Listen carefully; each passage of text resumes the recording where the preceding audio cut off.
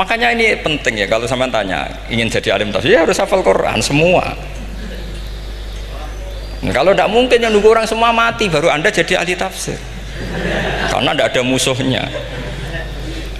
Tapi saya pastikan orang kafir pun bisa memahami Quran, yaitu tadi hatta yasma'ah kalam Allah. Sayyidina Umar itu masuk Islam itu gara-gara dengar adiknya baca Toha, ma anzalna alikal Qur'ana litasqa illa tadhkiratal liman yakhsha tanzilam mimman khalaqal arda was samawati ula ar-rahmanu alal arsis tawa. Itu dia ma huwa bikalamil basar, tidak mungkin seperti ini karangan manusia, itu tidak mungkin. Akhirnya dia Islam. Banyak orang Islam karena diperdengarkan Quran, karena memang notnya sudah unik, makna kualitasnya juga sudah unik, semuanya itu unik, indah. Sampai sekarang pun orang kafir itu orang paling tahu Quran. Makanya Allah mensifati orang kafir itu hasadam min indi anfusihim mim ba'di ma tabayyana lahumul haq. Sekarang sama saya tanya, orang sing tabayyana lahumul haq itu orang paham apa orang tidak paham? Mereka orang kafir itu mengingkari Quran, padahal mim ba'di ma tabayyana lahumul haq, setelah kebenaran nyata bagi mereka. Nyata bagi mereka artinya orang kafir paham apa tidak paham? Paham. Cuma mereka punya penyakit hasadam min intian. Mereka juga kalau ada ayat tentang ahkam yang memberatkan, mereka bilang i'ti bi Qur'anin ghairi hada au badil. Muhammad harusnya jangan tema itu yang diangkat, buat cari Quran yang lain yang enggak tema itu. Mereka sampai memilih tema itu karena paham apa karena tidak paham? Karena paham. Makanya di makalah saya pastikan ngaji tafsir itu gampang, karena orang kafir pun bisa. Kalau kasus Ahok itu bukan paham itu melintir, beda. Paham sama melintir itu beda. Wah, itu diterjemah kemenang tuh jangan mengangkat kawan orang Islam, bukan mengangkat pemimpin. Ya likinya kalau ngangkat teman saja tidak boleh, apalagi ngangkat pemimpin. Fatal mana berteman sama orang salah sama ngangkat. Saman kancanan maling itu apik nak menawa nang andani terus ngangkat, "Hei maling ke pimpinanku." Parah mana? Parah mana? Artinya sama saja ketika diterjemah jangan ngangkat teman, sebetulnya ngangkat pemimpin lebih fatal. Itu kan mafhum awlawiyah, itu kan normal saja. Itu di Quran biasa, misalnya innalladzina ya'kuluna amwalal yatama dzulman, orang yang makan hartanya anak yatim secara zalim. Kamu bilang, "Gus, saya tidak makan kok, sepeda motornya tak gasap, tak jual." Yang diharamkan kan makan. Wah, ya sarap kalau gitu. Maknanya begini, memakan harta anak yatim artinya ifsad. Ifsad itu merusak. Nak ngono ikhraq, membakar atau mencuri sama dengan makan, bal asyad, malah kan lebih apa? Lebih apa? Dasar. Jadi yakuluna di situ tuh ba'dul amsilah, sebagian contoh min wujuhil ifsad atau min wujuhil ihlak. Jangan kok karena ayatnya makan, oh yang haram tuh makan, kalau nyuri gak apa-apa. Wah ya fata. Itu kan sama dengan santri geblek ketika ada kiai ini, "Cong, kowe mbek bojomu jogeman naboi." Suatu saat istrinya lapor lagi, "Pak Yai sekarang tidak naboi tapi nyadui." Karena naboi itu pakai tangan. Mereka pertama dilaporkan kiainya, "Pak Yai, suami saya itu sering memukulin saya pakai tangan gini. Cong, jogeman naboi bojomu." "Nggih Pak Yai, siap." Suatu saat istrinya lapor, "Pak, tetap benjut, kenapa? Kalau nak ini disadui." Mereka pikirannya sing haram nabok, nak nyaduk halal. Wah, itu kan ngajak goblok bareng. Nah, masalahnya di usul fikih kasusnya seperti itu. Makanya saya ini kadang ya maliki sekali. Kadang saya itu maliki sekali. Kadang ya. Misalnya begini, saya beri contoh. Ini yang kisah nyata ya. Ada seorang Arabi datang ke Rasulullah. Ya, tadi kan teman-teman minta juga ilmu hadis ya. Ini satu paket saja. Itu tadi nanti kalau sampean kasih lalim ndak, itu sudah ada urusan saya tadi. Nunggu orang mati banyak tadi. Kalau nunggu nggak usah nunggu orang mati, sarannya tadi apal tadi. Ya Rasulullah, ahlak tuh. Saya ini orang yang rusak. Wama ahlakaka. Lalu yang bikin rusak kamu apa? Qol waqatu imroati fina hari Ramadan. Saya menjima istri saya ketika masih siang. Fina hari Ramadan, siang Ramadan. Walhasil Nabi tidak menyuruh hanya kodok, tapi menyuruh kafaroh. Kafarohnya itu merdekakan budak, atau memberi makan 60 orang miskin, atau puasa berapa? Puasa 60 hari. Atau urut merdekakan budak, atau puasa 60 hari, atau memberi makan sitina miskin. Oke, kita sepakat ya hadis itu sahih dan diulang-ulang oleh Ashabus Sunan. Oke, riwayatnya nggak masalah. Sekarang kita analisis maknanya. Sekarang sampean saya tanya, kalau anda misalnya sekarang jam berapa ini? Misalnya sekarang jam 9 kurang seperempat Ramadan, terus anda rokok atau anda ngopi, kepengen ngopi terus ngopi tanpa udhrin syar'iin, anda hanya wajib qadha apa bayar kafarah? Nggak, sampean jawab. Rata-rata kiai kita, oh mau wajib qadha Gus karena gak jima. Sing seru kafarah itu nak jima. Kan ngombe kopi be jima beda. Pertanyaannya tuh lucu, ini naif secara fikih masalahnya begini, jima bojo itu tidak zina, jima bojo itu zina apa enggak? Enggak.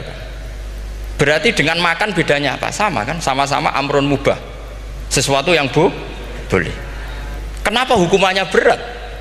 Makanya kata Imam Malik, ndak itu nilainya adalah hadku hurmati Ramadan bi ghairi udhrin syar'iyyin. Makanya kata Imam Malik, siapapun yang makan fina hari Ramadan, iftar apapun fina hari Ramadan bi ghairi udhrin syar'iyyin, maka hukumnya sama dengan jima fina hari Ramadan, karena sama-sama ihlak ifsad hurmata Ramadan bi ghairi udhrin syar'iyyin. Loh, enggak, ini ilmiah. Kamu udah harus cocok, tapi otak kamu harus percaya. Loh iya kan, beda kan. Saya secara nafsu tidak cocok, cek berarti. Tapi ilmiah saya setuju. Kalau Kiai Kandani itu kan pasti pakai badul amsilah, kan nggak mungkin semua contoh disebut. Cong penak melaku jogeman delok wong wedok iku mari setan. Mboten delok Mbah, nyekel lho malah parah to.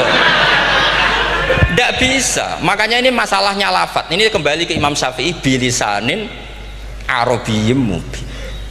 Ketika seorang kiai bilang cung jogeman delok cawe itu adalah mengungkapkan al-muharramat, bukan mentaksis yang haram itu hanya melihat.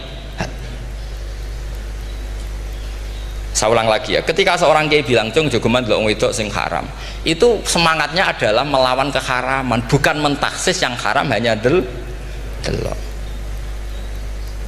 Itu di Quran normal semua, di semua lugat ya biasa. Itu kan sama seperti misalnya seorang mbah ngasih uang cucunya, cung tak kayak duit 100.000, cung gue tuku es, terus gue mendingan nak ragu tuku es haram iki kan ngongkone tuku es.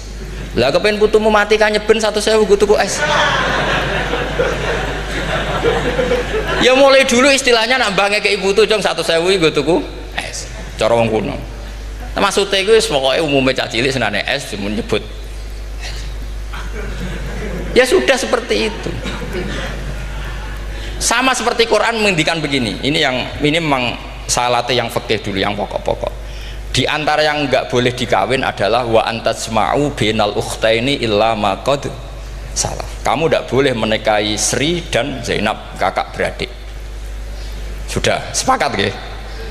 Fi nikahin wahid enggak boleh al jam'u bainal ukhtain. Jadi mbaknya kamu kawin, adiknya kamu kawin fi nikahin wahid. Tapi nak ngeduni boleh, berarti kan dengan waktu yang berbeda. Quran hanya menyebut itu. Kemudian Rasulullah zaman Sugeng itu hanya nambahi wala binal mar'ati wa ammatiha wala binal mar'ati wa kholatiha, juga agak boleh menikahi ponaan plus buliknya, baik bulik dari bapak yaitu ammah maupun bulik dari ibu disebut apa? Kholah. Kemudian ulama fikih merasa ada yang kurang, ditambahi lagi dua perempuan yang andekan yang satu itu lelaki kok haram nikah, berarti haram jam'u fi nikahin wahid. Misalnya cucu rabibahnya boleh enggak? Enggak boleh kan? Berarti kalau sampean ngumpulkan cucu dan mbahnya fi nikahin wahid juga enggak boleh. Tapi orang yang waras itu tidak akan nyalahkan Quran ketika tidak lengkap. Wa antasma'u bainal ukhtain ila ma qad sal, ini tidak lengkap. Yang haram kan tidak hanya jam'u bainal ukhtain, termasuk ngumpulkan cucu dan mbahnya. Karena Quran nggak mau dengan logika tidak waras, itu tidak mau. Taruh saja orang itu rata-rata mbahnya kan umur 70 tahun, cucunya umur 17 tahun. Kebayang nggak kamu nikahi sehingga adik kan boleh bareng, pasti kamu milih bareng. Makanya Quran hanya bakas wa antasma'u final ukhtain, karena yang mungkin masih menggugah selera itu dua. Tapi kalau cucu sama mbahnya itu kalau ada yang masih selera kan ya sarap tuh. Tapi fikih sebagai kaidah tetap menerangkan termasuk yang haram jam'u adalah bainal mar'ati wajad datiha. Paham juga maksudnya? Artinya ketika menyebut itu tidak jaminan merangkum semua hukum, tapi ba'dul amsilah. Fa'innal akila yaktafiya bi isyaratil ba'di, karena orang kalau punya akal diisyaroi sebagian sudah faham. Ini penting kalau aturakan. Jadi ini penting. Nah bayangkan sekarang banyak gerakan-gerakan ahli Quran katanya tapi nggak memahami ilmu usul fikih. Quran ra ono ya wis. Nang Quran ra ono cerita harame asu, nak ngono asu ya halal. Ora ono Qurane. Sing ra ono iku tekem ora Qurane, kok aneh-aneh.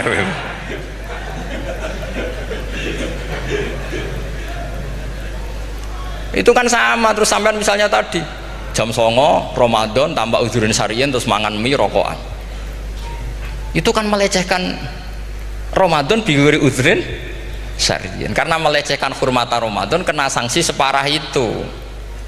Jangan kamu terus bilang tapi Nabi hanya bilang masalah jima finari Ramadan.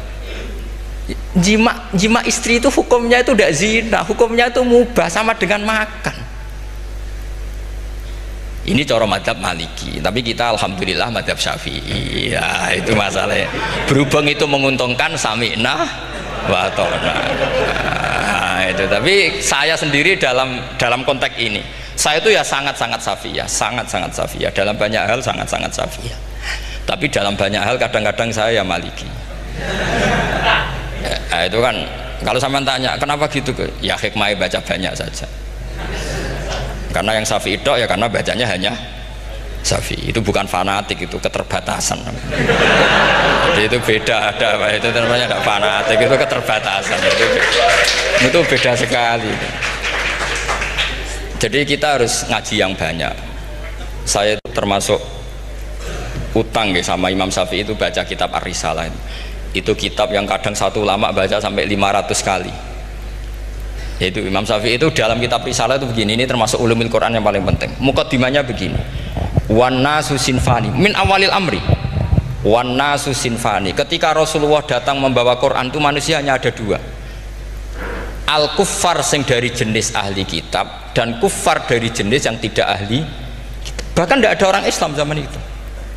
Pertama Nabi jadi Nabi itu adakah pendengar yang Muslim? Kan tidak ada, semuanya ahli kitab. Makanya susah kalau Quran kamu analisis korbannya orang Islam tuh, kata Ibnu Umar tuh lucu. Dulu tuh mukhotobnya tuh orang kafir, jelas kuliah ayuhal kafir. Ya ayuhan nasu butuh rabbakum alladzi khalaqakum. Jelas orang kafir. Karena orang Islam nggak mungkin dikhatabi ubudu rabbakum. Makanya Imam Suyuti kalau nafsir itu ngeper ubudu rabbakum wahiduhu. Tapi kalau mukhatabnya orang Islam dawimu alal ibadah atau dawimu alat tauhid, karena dia tahu kalau mukhatabnya orang kafir ubudu ya masih wahidu, kalau sudah Islam kok dikhitabi ubudu mudawamah alal ibadah. Itu saking alimnya Imam Suyuti. Ini saya teruskan, kalau mukhatabnya itu orang kafir ahli kitab, itu kemungkinannya ya dua cara mereaksi Quran, yaitu disebut lam yakunil ladzina kafaru min ahlil kitabi wal musyrikina munfakina hatta ta'tiyahumul. Jadi lam yakunil ladzina kafaru, jelas kafaru itu umum. Kemudian ditafsir kafaru itu ada yang min ahlil kitabi, berarti kafaru yang jenis Yahudi Nasrani. Ada kafaru yang min ahlil kitabi wal musyrikin, kafaru yang jenis musyrikin, yaitu kafir Mekah.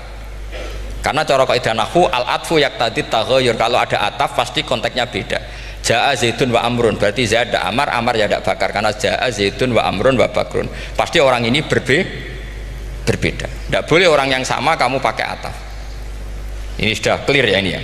Kemudian cara pandang mereka ya beda. Ketika Rasulullah mengajak tauhid, itu ahli kitab tidak masalah, memang harusnya Tuhan itu satu, tidak masalah bagi ahli kitab. Problem bagi ahli kitab adalah Muhammad itu nabi, itu kita nggak suka. Kalau Tuhan satu oke, tapi kalau Muhammad nabi tidak oke. Kita bisa jadi nabi, kata mereka, karena mereka merasa nasabnya sampai Ibrahim.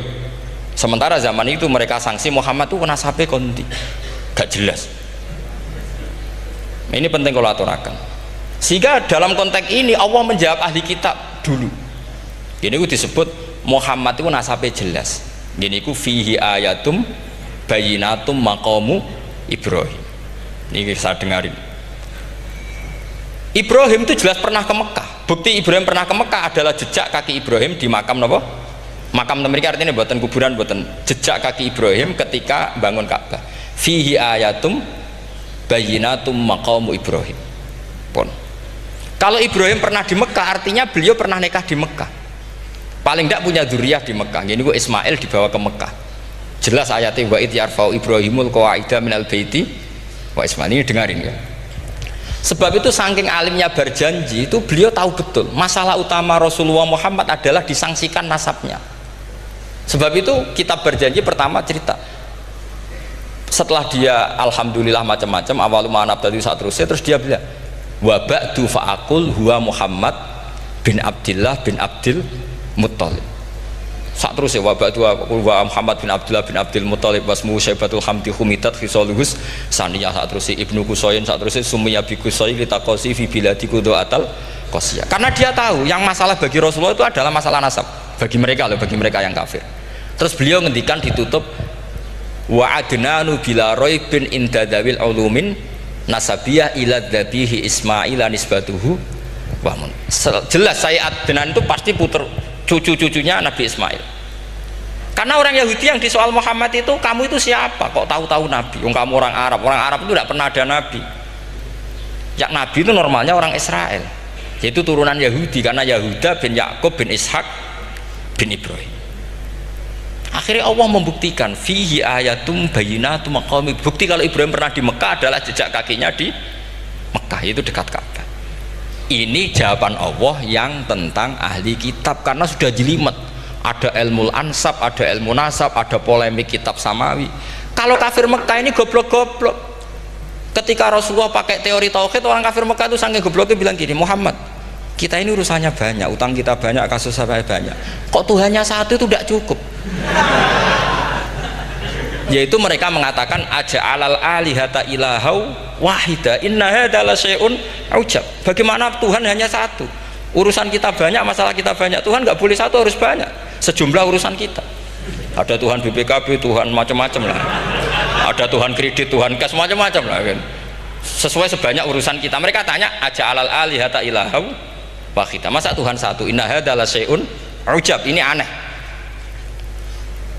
Tapi Rasulullah dengan sabarnya, kalau yang seperti ini Allah menjelaskannya beda dengan yang pertama. Karena tadi orang kafir itu bisa min ahlil kitab, bisa wal musyrikin. Lam yakunil ladzina kafaru min ahlil kitab, ada yang wal musyrikin. Semuanya ini tidak pernah munfakina hatta ta'tiyahumul bayyinah. Mereka tidak pernah tercerabut dari pikiran mereka, dari mainstream mereka, sampai ada bayyinah. Bayyinah itu kejelasan kebenaran atau benar yang begitu jelas. Itu siapa? Rasulun minallah yatslu suhufam mutahhar. Akhirnya Nabi sabar. Saking sabarnya Nabi itu ngomong gini, ya di khalayak umum, mukhatamnya ya kafir semua. Hei saudara-saudara kami suku Quraisy, kita ini sebangsa. Nabi tanya, Muhammad, ajaran kami itu benar karena kami itu orang yang kita percaya, tapi kali ini Anda aneh karena ngajak satu Tuhan. Itu tidak mungkin, urusan kita banyak, satu Tuhan enggak mungkin, Tuhan harus banyak. Kita punya 3 aja kurang banyak kan, banyak punya Lata, Uzza, Hubal. Rasulullah dengan sabarnya ngendikan gini, hei kaumku, kalau kamu jadi pembantu, jadi buruh, seneng mana punya majikan banyak sama majikan satu. Kalau majikannya banyak itu perintahnya beda-beda, seleranya beda. Semua harus kamu lakoni, semua harus kamu taklui karena kamu harus nurut. Wah ya repot mat kalau di majikan banyak, oh ngerepoti mesti. Rasulullah tinggal nimpali, Tuhan kamu itu majikan kamu, kalau Tuhannya banyak perintahnya ya banyak, seleranya beda-beda. Kamu bingung nggak? Wah ya bingung, ya udahlah mat satu aja. Akhirnya mereka masuk Islam. Nah itu disebut Nabi itu fatonah, punya kecerdasan artikulatif, kalau menjelaskan itu masuk akal.